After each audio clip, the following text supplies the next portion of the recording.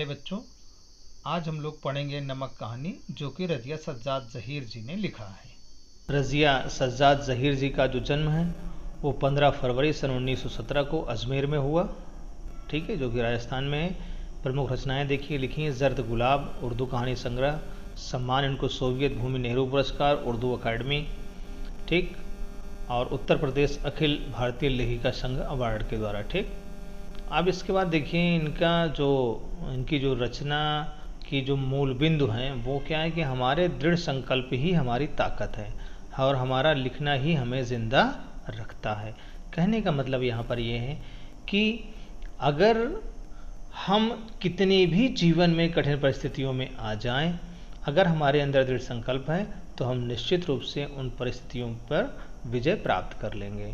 और जो जीवन की अनुभूतियाँ हैं, जो जीवन की परेशानियाँ हैं, वो या जो हमारे विचार हैं, जो हमारे भाव हैं, अगर उनको हम समय समय पर एक डायरी में लिखते रहें तो वो हमें ज़िंदा रखता है। साथ ही साथ साहित्यकारों के लिए भी इन्होंने कहा है, रचनाकारों के लिए भी, कि समाज और देश में जो घटनाएं घटित हो रही हैं उन सब के बारे में टिप्पणी करना, उन सब के बारे में रचनात्मक रूप से एक आदर्श समाज के सम्मुख प्रस्तुत करना ही एक लेखक का उद्देश्य होता है, ठीक है। तो इस तरह से धीरे धीरे अगर हम चलते रहें, यहाँ देखिए जो मूल बिंदु है इस पाठ के संदर्भ में उस पर हम चर्चा करते हैं यहाँ पे कि रज़िया सज्जाद ज़हीर की कहानियों में सामाजिक सद्भाव, धार्मिक सहिष्णुता और आधुनिक संदर्भों में बदलते हुए पारिवारिक मूल्यों को उभारने का सफल प्रयास मिलता है। सामाजिक यथार्थ और मानवीय गुणों का सहज सामंजस्य उनकी कहानियों की विशेषता है।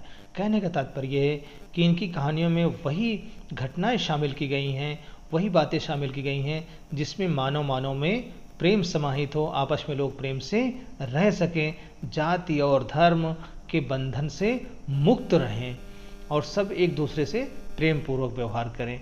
ये जो आपका पाठ है उसके बारे में यहाँ देखिए बात कही गई है। रज़िया सज्जाद ज़हीर की नमक शीर्षक कहानी भारत पाक विभाजन के बाद सरहद के दोनों तरफ के विस्थापित पुनर्वासित जनों के दिलों को टटोलती एक मार्मिक कहानी है। दिलों को टटोलने की इस कोशिश में अपने पराये देश परदेश की कई प्रचलित धारणाओं पर सवाल खड़े किए गए हैं।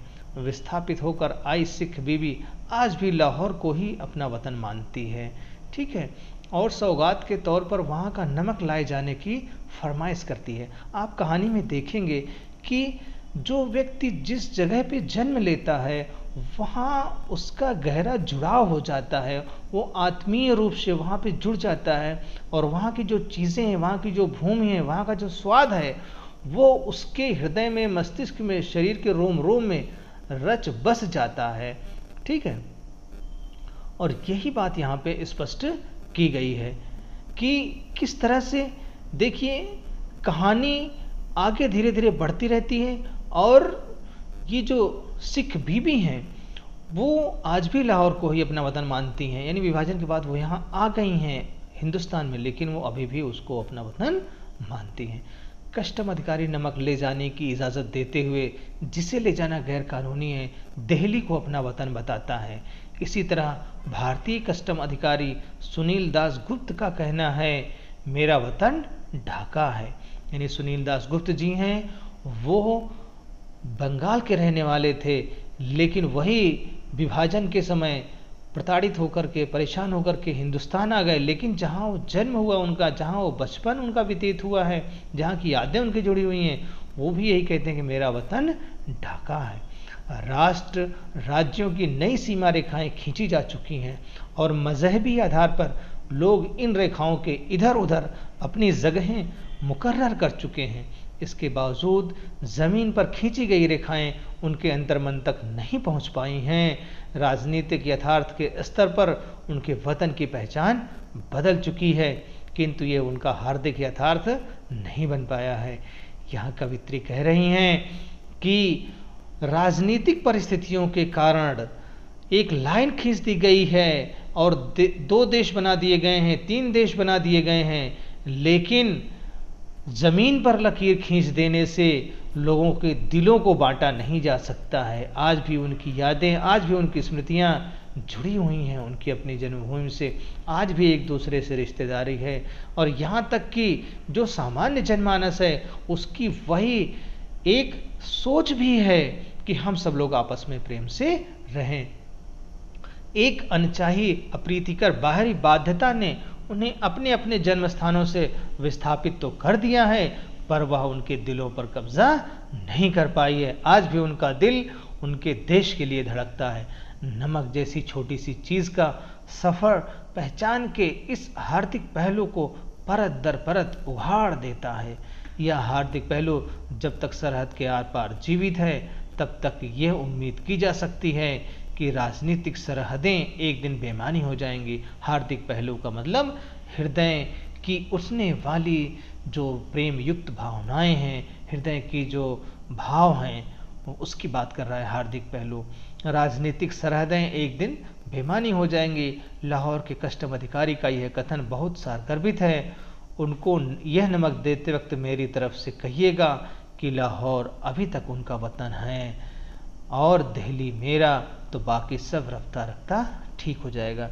लेखिका ने इस पाठ के माध्यम से एक उम्मीद जगाई है कि शायद धीरे धीरे कुछ परिस्थितियां ऐसे बदलें कि लोग आपस में प्रेम से रहने लगें, और ये जो लकीरें खींची गई हैं, जो सीमाएं बांट दी गई हैं, जो ज़मीन में सीमाओं को विभाजित कर दिया गया है देशों को, लेकिन जो लोगों का हृदय है वो कभी एक दूसरे से जुड़ जाए और सब लोग आपस में प्रेम से रहने लगे।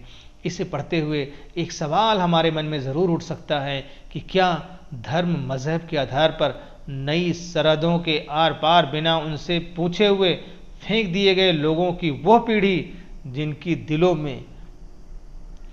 दिलों में अपनी जन्मस्थली के प्रति गहरा लगाव है, कि खत्म हो जाने पर रफ्ता रफ्ता ठीक हो जाने की उम्मीद भी खत्म हो जाएगी?